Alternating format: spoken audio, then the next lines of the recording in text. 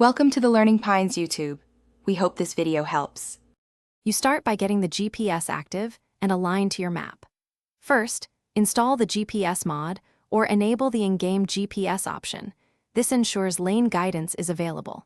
Next, attach the GPS to a tractor or harvester that supports it and power the unit on so it can acquire satellites. Once done, open the map and set your driving lane width and AB lines. These calibrations determine how straight and efficient your guidance will be during fieldwork.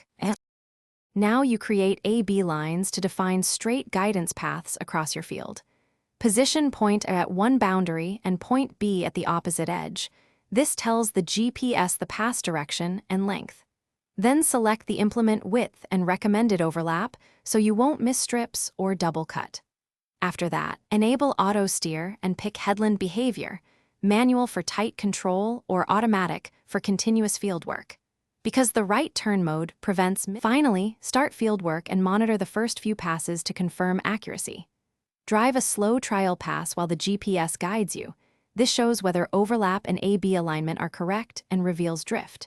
If lines are off, stop and tweak the AB points or recalibrate the heading, because small corrections fix repeated errors.